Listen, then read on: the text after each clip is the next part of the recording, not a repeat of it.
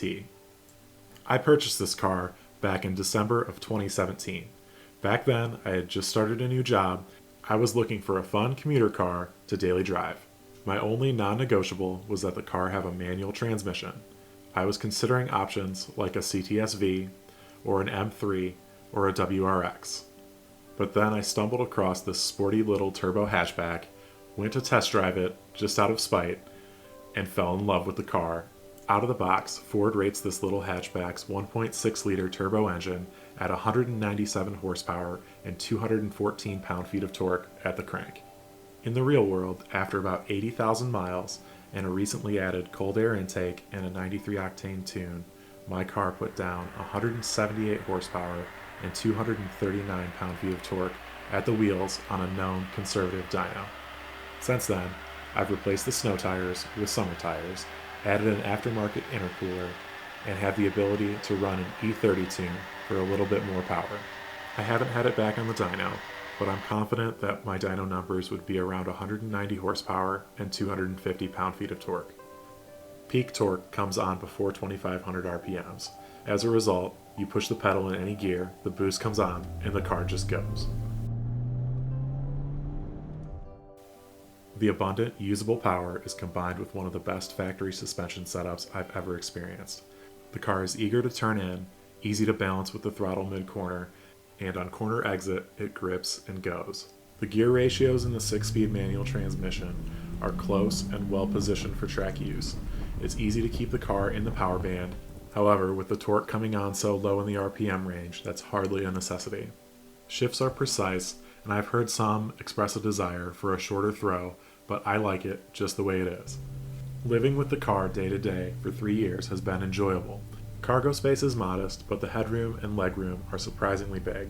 The car does feel tight in the shoulders and can be a little cramped with 2 people in the front seats. The short front doors make getting in and out a bit more challenging than it should be, but the rear doors do allow easy and convenient access to the back seats. However, with my size and seat position, the rear seats don't get much use. A lot of reviewers complain about the quality of the interior. However, living with it day to day, I don't find it wanting. The plastics may look a bit cheap, but they hold up well, and I find the layout of the interior convenient and easy to use on a day-to-day basis. Except for this cubby. I have no idea what it's for. Everything I've put in it has slid out to the back of the car under throttle, and I can find no practical use for this part of the interior. As a fun novelty, the car lets you select colors for the accent lights. Most of the time I just leave it off, but every once in a while it's fun to turn on the red lights in the interior and go for a drive. Admittedly, the size of the car creates some trade-offs when using it every day. However, it's more than worth it for the driving experience, and I haven't found that the small size of the car prevents me from enjoying it on a day-to-day basis.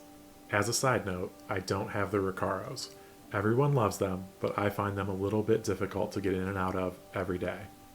Currently, these cars go for around $10,000 at clean retail.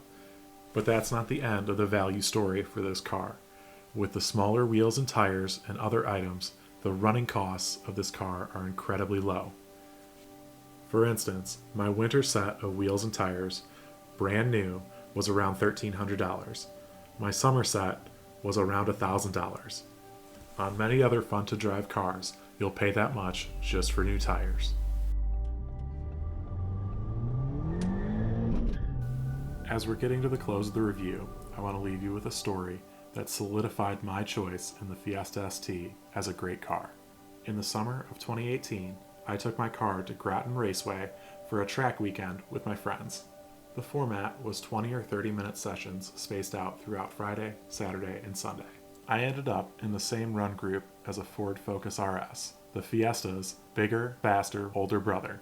We hadn't had the cars out on the track near each other for the first 2 days of the event, but on the last day, he ended up behind me out on the track. I left the pits in front of him at the start of the session. He stayed behind me for about half the session. Then he got real big in my mirrors, and naturally I pointed him by. My little Fiesta tried with all its might to keep up with its older sibling, but it was losing ground. Not tremendously so, but with each passing corner, the Focus RS would pull just a little bit farther ahead. This lasted for 2 or 3 laps. And then, miraculously, the Focus RS started to get bigger. I got up close and he gave me the point by, and I didn't see him for the rest of the session. Back at the paddock, I struck up a conversation with the RS driver. He told me that once he passed me, he could go faster than me, but his car went into limp mode and shut him down.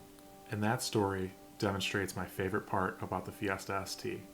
It's simple.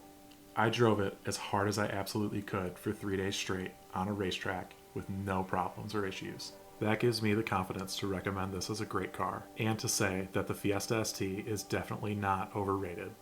At the end of the day, the Ford Fiesta ST deserves its great reputation among car reviewers, critics, and car enthusiasts. Now that Ford has discontinued this model, you should buy one if you can find one at a good price. You'll be glad you did. Please be sure to hit that like button and that subscribe button and catch up with us in 2 weeks when we review the new mid-engine Corvette.